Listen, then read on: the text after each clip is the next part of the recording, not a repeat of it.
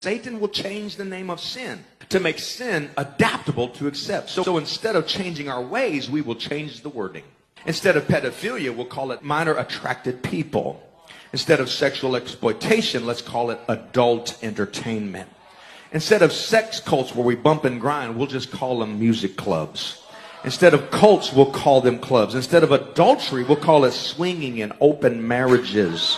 Instead of mental illness, let's call it gender dysphoria. Instead of gender mutilation, let's call it gender transitioning.